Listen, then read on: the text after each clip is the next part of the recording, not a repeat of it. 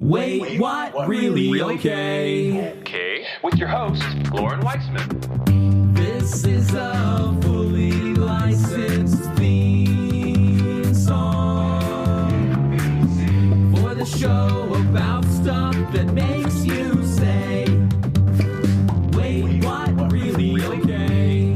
Okay. This is Loren Weisman. This is the Wait What Really Okay brand messaging podcast. And today I'm diving into the idea of coaching with accountability and finding honorable coaches. In the world of coaching, it continues to increase. And since we've gone through this whole COVID thing, people that said, well, I don't have a job, I can sign up and go through a certification course, and now I'm a coach. Now, there are some great coaches out there. There are people with the authenticity, the validity, the ability to help you. But this field has become oversaturated with people that don't know what they're doing. They've figured out a way to promote themselves as a coach. They know how to use all the right quotes. They know how to use all the right words. They know how to use all the right guarantees and promises. And this has come from some other coaches that have looked to low-hanging fruit individuals of stating, okay, all you need to do is market this way. Buy my product and you'll immediately become a coach. Do you think from a transparency standpoint, you would feel really good about hiring a coach to help you with your dream, your vision, or your business if you knew that they went through a 30-day or a 40-hour course and were handed a series of templates and explained, this is how you talk to someone?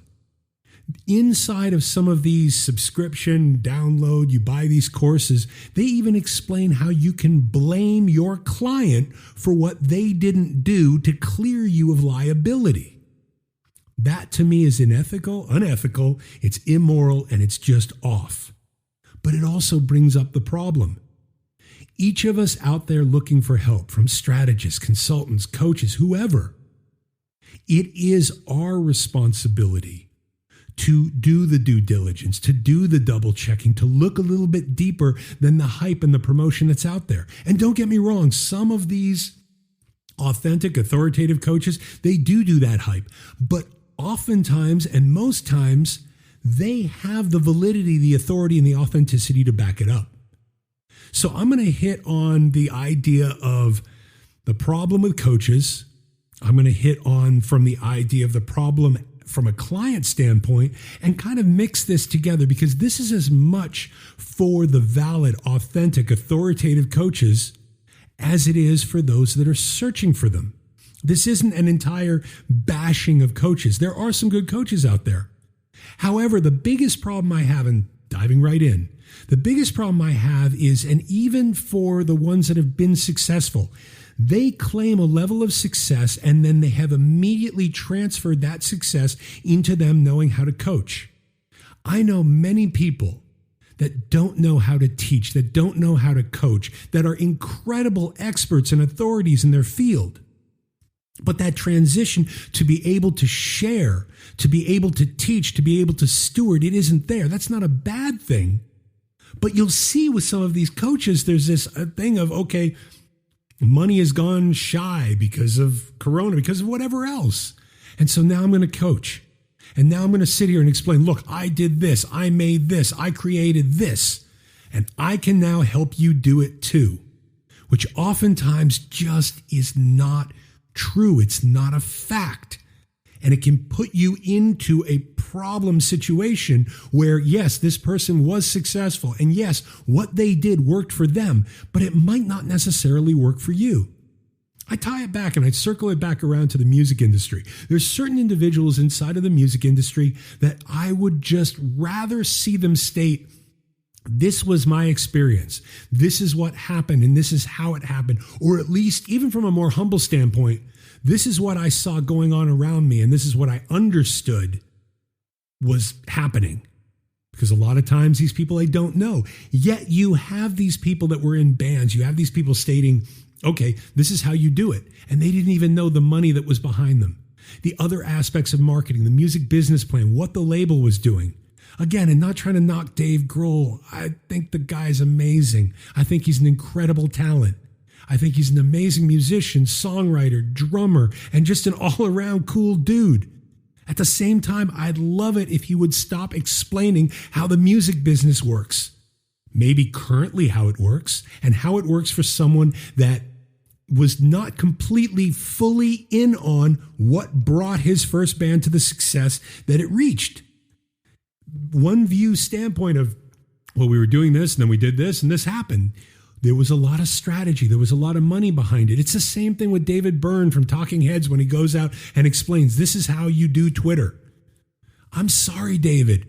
Before Twitter was even alive, you were a celebrity. You were a musician. You were able to pop on and automatically make certain things happen. So in your experiences, that's great that it's worked that well for you. But for the person that hasn't been around music that long, that hasn't had that range of success, that popularity, that celebrity, it's a different path.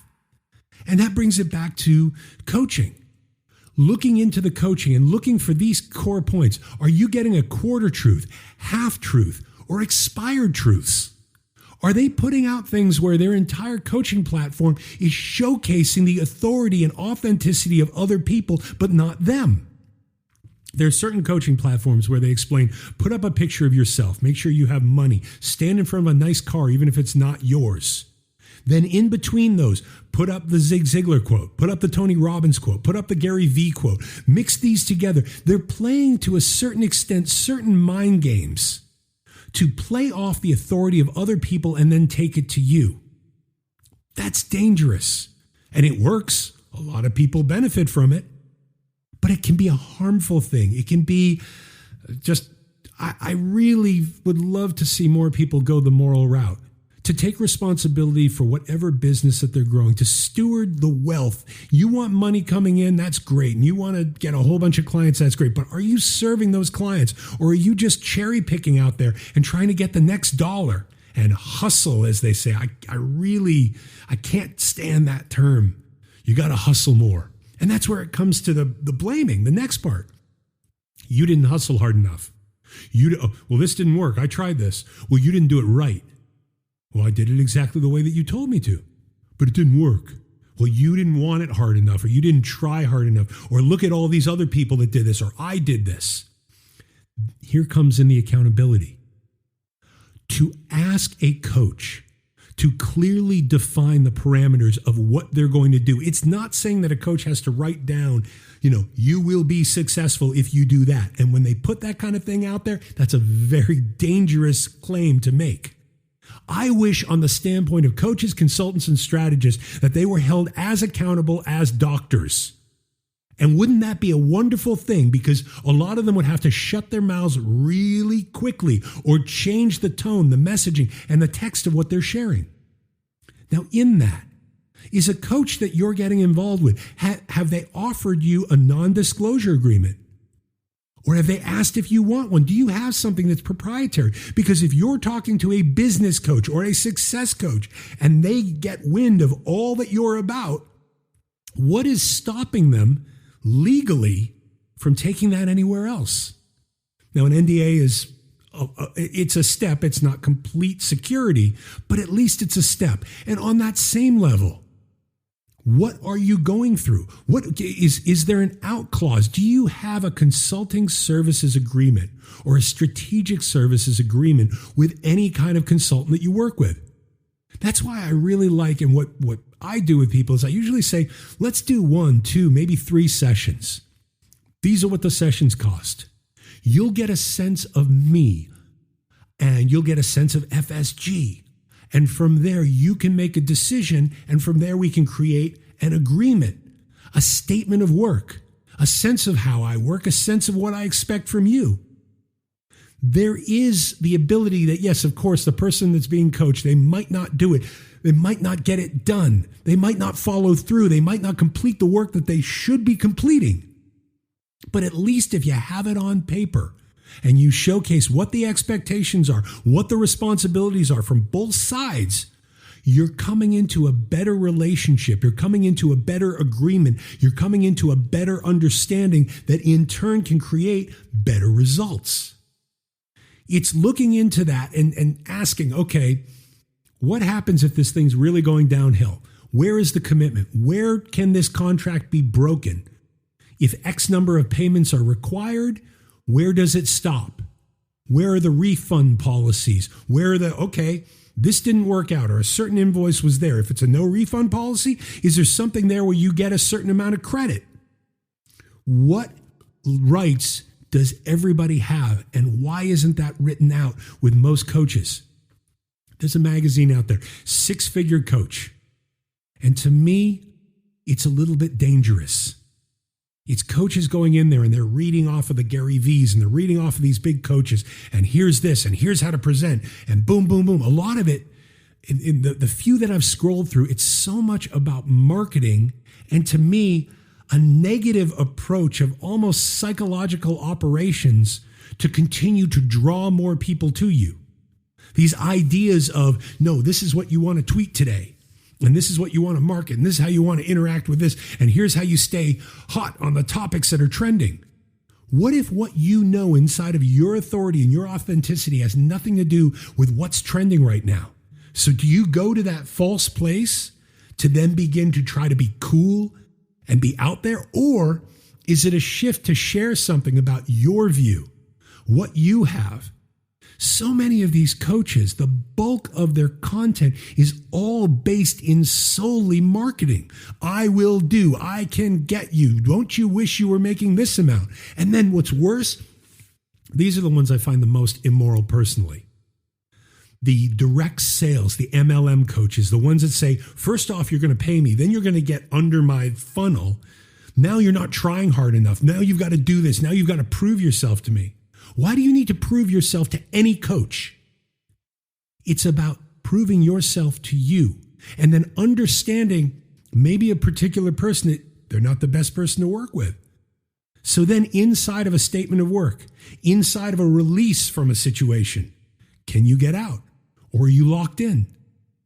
I've had people send me coaching contracts, and oftentimes the agreement, it really is solely in the favor of the coach and not really respecting the individual.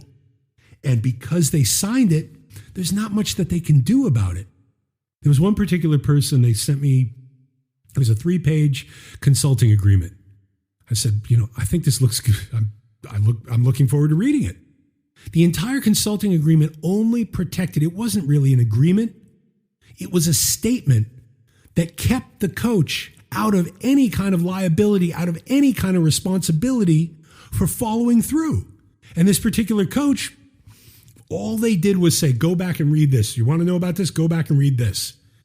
I mean, the hourly rate was through the roof. And then you have these coaches going, if you're not being paid this, or you're not asking for this much, you're not showing your worth. What if you're not worth that amount? What if it's time to humbly prove your worth by giving, by reducing? Let's get out of the arrogance. Let's get out of this warrior belligerence level. Let's go to a level of humility where you can help and where you can stand out in this field. And at the same time, for the individuals looking for the coach, look for a consulting agreement that protects you. What happens if you need a break? What happens if money is tight? Is there something where it's okay, there's a window for this time to be taken off? Or, if you state that you're not able to make a payment at this point for this long, that you're still in the clear. An agreement is a two-way situation, and it should protect both sides. So for me personally, and I really advise with coaches, and I advise for people looking for coaches, get that invoice, have that clearly stated out, make sure you get a receipt, not just the transaction. Get that services agreement. Consulting or strategic, whatever you want to call it. At FSG, we call it strategic services agreement. It lays down everything of all the expectations of how we work, of where we work, of what is done and what we're about. Then the statement of work.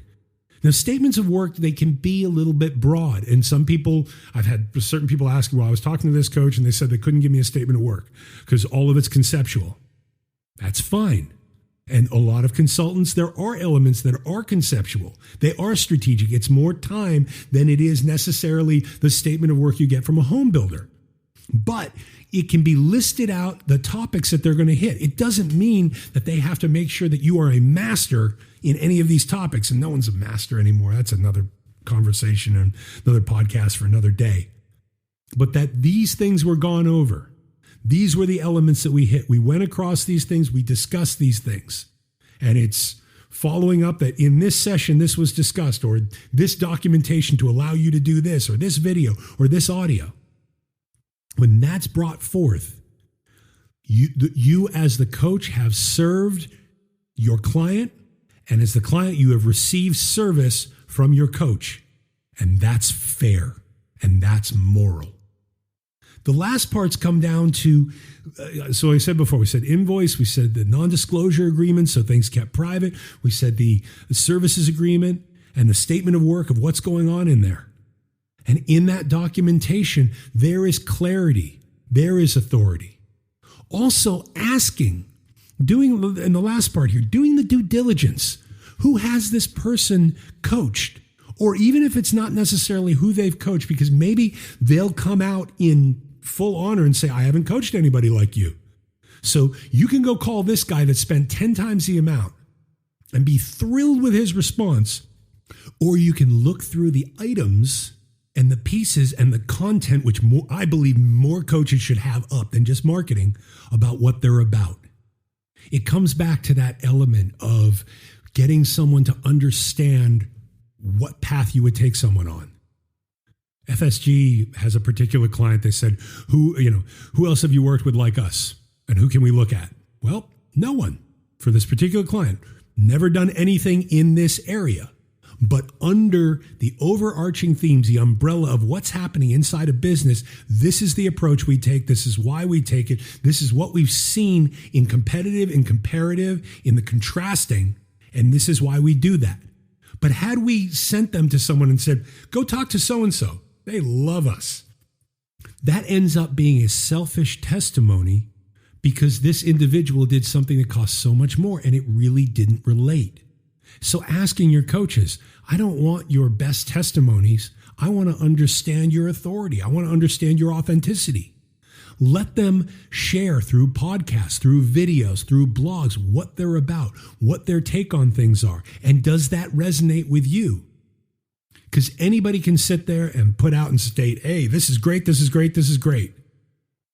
But is that a situation that can resonate or relate to you financially, theoretically, from a methodology standpoint? Because if it isn't, now you've dialed into a coach that is bragging about things that have nothing, with no similarity to what you're doing, and it's probably going to set you up for failure. So in the end here, the accountability, it's not going to happen.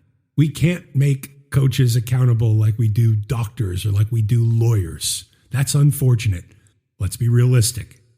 But we can seek out that accountability and look for that authority and that experience beyond their marketing, beyond their hype, beyond their promises. And we can put up the red flags when it seems too good to be true, because it usually is.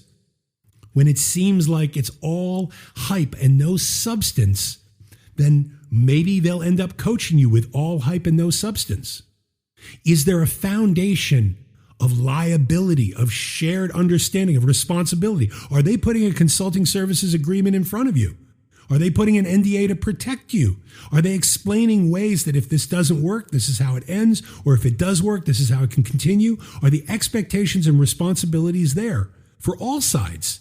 Because then you have a good working relationship. It's moral, it's authentic, and it allows you to grow.